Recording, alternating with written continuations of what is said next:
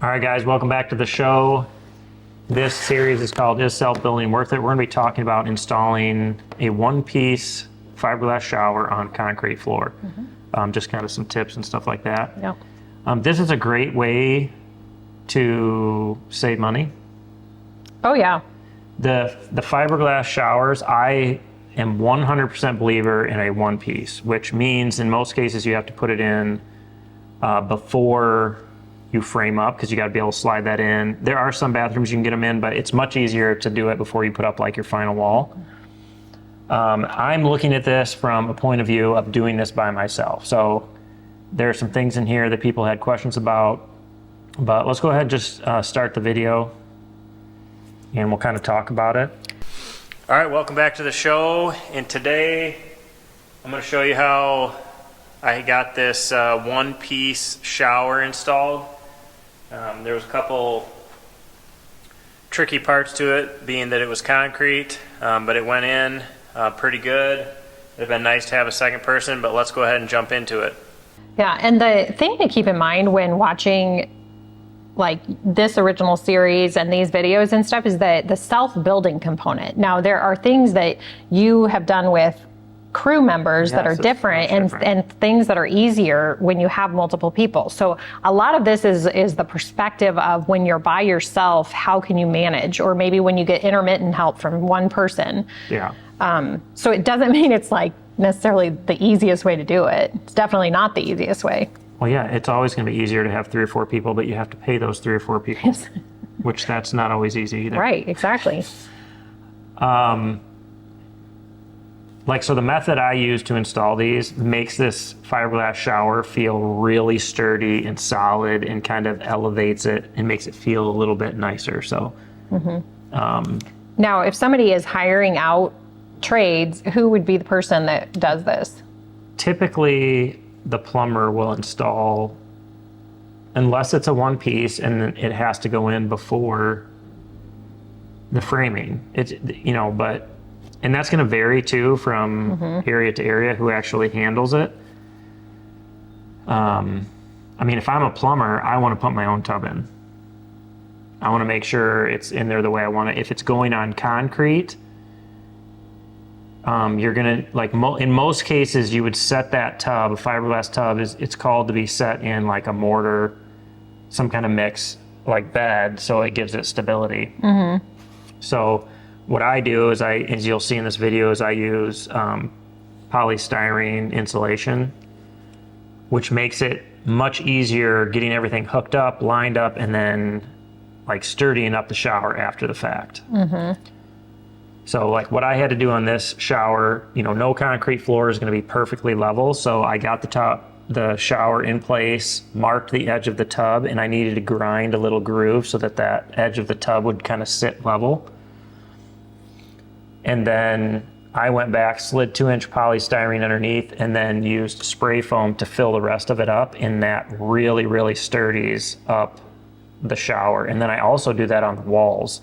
So wherever there's a stud, I will make sure that there's spray foam that fills between the stud and that fiberglass shower so that it is rock solid. Right. Like there's no like vibration, there's no shaking, and it really makes that shower feel a lot like better quality, I guess. Right. So you would ask your plumber to do this if somebody's looking to... I mean, I don't know, like you're probably not going to be able to convince a plumber to do something that he doesn't normally do. So you'd have to like maybe do this on your own.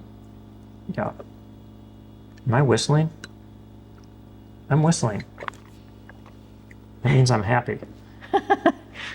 You don't whistle very often.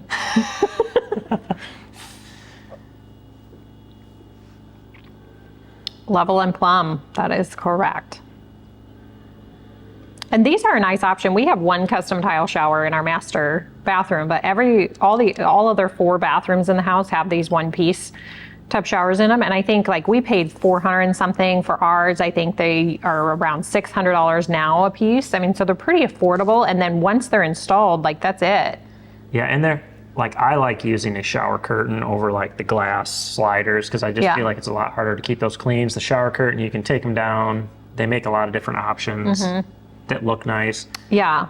I mean, obviously, if like your going for the luxury option, that would be that you might put a tub in, but then you do tile surround and, you know, things like that. I mean, there's obviously more expensive options, but if you're looking for just a really nice straightforward way, and then that came in handy because the one piece was in and we could hook that up when we moved into the garage. You know, if it was like, it would have been more steps to get a functional bathroom if we had to tile it still and, you know, all And that. you could still tile above these and make it look nice. Yeah, I mean, that is our eventual plan, like, is that we're gonna tile above the surround and, you know, add some wallpaper and other fun things that, Yeah.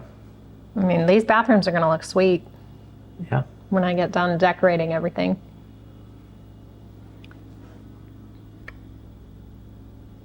So whenever you're like laying out your plumbing and you're going to do a slab, you need to box out for the area below your drain. So it's very important that you make good measurements and make a box so that you can get your trap installed and all that. I like to use all of my plumbing behind the tub. I like to have it Schedule 40 and glued together. I don't like any other types of fittings because I know if I get that right, it's not going to ever leak. So I'm really not going to have to ever check it. Mm-hmm.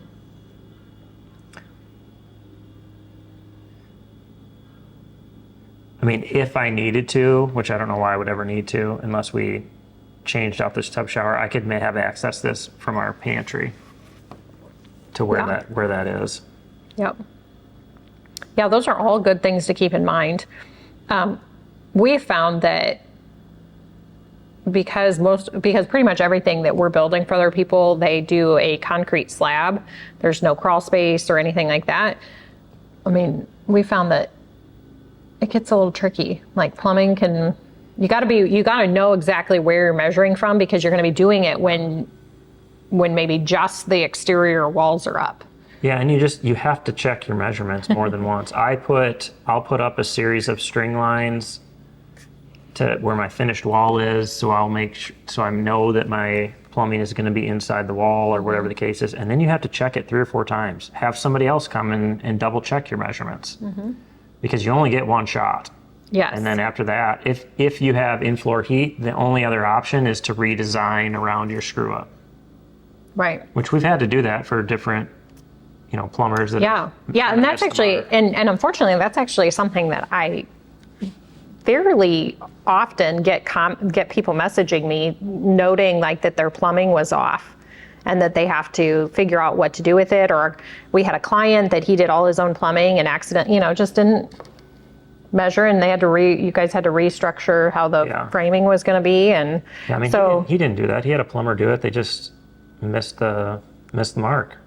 Yeah, so it is definitely it can get tricky when you have no walls to reference except that maybe that exterior. And I think even trickier if you're doing it all prior to putting up the walls. You know how sometimes people do the slab. Lots of people do the slab first. Yeah, that could be even trickier.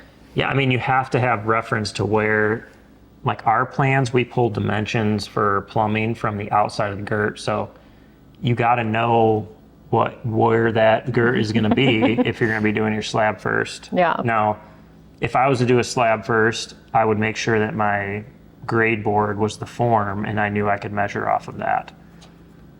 Which I've thought about when I build the shop to do the slab first, just to show people how you could accomplish that. But it's definitely makes it easier for the concrete guys. But it can make it more challenging for you as far as, getting everything the way you want it with like frost protection and all that. Because it does make it tricky with the brackets and everything. Mm-hmm. Oh, we're looking at the drain and stuff and on all of those pieces. That's something that comes up a lot that you're going to want to make sure that, write it on your plumbing plan or something, whatever you give to your plumber, of what color all of your fixtures are going to be, so that, because almost always the plumber is the one who picks up the drain pieces and they'll just guess or they'll just put whatever they want in. Yeah. So I would definitely write down what you're planning, even if you haven't bought them yet. Yep. Because that one you bought a oil rub bronze and everything is black, which they're similar-ish. Sure. Yeah, I mean, oh, here's where I had to notch the concrete. Because it just wasn't, it's off. Can be off 1/4 inch. I mean, it could be off more than that. I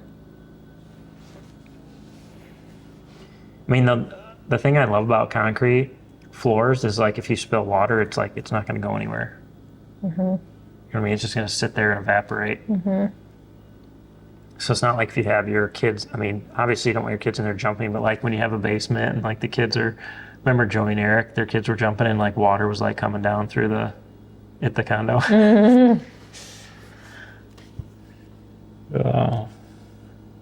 I mean, that was a lot. There's a lot of issues with that townhouse, and it's just overall lack of construction. Oh man, you see my level just fall? Yeah, I've been happy with these showers. I mean, I would think like outside of like your master, I mean, I like a tile shower in the master, but they're easier. These are also easier to clean. Oh yeah, way easier. When you introduce tile, it adds a lot more maintenance and work that way. And I think that like tiling above all of the surrounds, I mean, that's something that we want to do that's going to really elevate. Oh yeah, well, it'll make it look really nice. It's going to really elevate all the different spaces. And then it's kind of nice to, like, it's a way to incorporate some different, like, decor elements, coloring, that kind of thing. Yep. And it's something you can add when time and money allow. Like, you know what I'm saying? Right. I mean, but a tile project, if you do it yourself above those surrounds, is not going to be crazy. No, it probably won't be all that expensive. Yeah. Depending on what tile you pick. Yeah. Or it's a way to like splurge a little bit on a fun tile that you wouldn't be able to afford to do a large area. Yeah. Boy, this was close enough to being retired as a cop. I still had my cop shoes on, I think. Yeah, I think those were cop shoes. I called those my felony shoes. When I was going out to chase a felon, I would wear my felony shoes because they're faster. These shoes make me run faster, Mom. Get the felony shoes on today, boys. I'm gonna catch somebody. And you did. And your $77,000 t-shirt from Menards. That's right. That's what we got. Gift with purchase. All right. I don't know if there's anything else to talk about with this shower. Oh, we haven't done when am I going to do this insulation? That's in a different video, I think. Oh, is it? Yeah, we have a whole other video of how to sturdy a year later or better. So come back in a year. Now, is there a specific foam you should or shouldn't use? Or I would use a polystyrene, that's meant for under slab, like it's probably somewhere around 28 PSI. Or if you had like let's say you did all of your under slab, like with the hits halter or something that. If you had scraps, could you just save all your scraps? 100%. What about the actual spray? Like, is there something that's going to expand too much to cause a problem? No. So when we get to that video, I actually put water in the tubs. That's in this video, isn't it? I don't think so. I'm watching the wrong one. No, how to sturdy up a fiberglass tub shower. Yeah, I put water in the tubs before I put the foam underneath, and then when I did the sides, I just made sure I braced the sides so they couldn't push in or whatever. And that's going to kind of be determined on your shower too. Like, does it have shelves in there that's going to make it more rigid where it's not going to come out? Or if it's a 4-piece, you better have something up against it because those things are flimsy as all get out. So, yeah, I think that's going to be a wrap. And this was the shower we used when we lived in the garage. And no one uses it now. Yeah, no one ever. The kids wash their feet off in it. Yeah.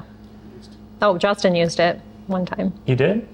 Yeah, last summer when you guys... We got back from, it was actually almost a year ago, right? Yeah. We got back from Oklahoma. Oh, you stayed here that night? Yeah. So we got back late. I didn't even remember that.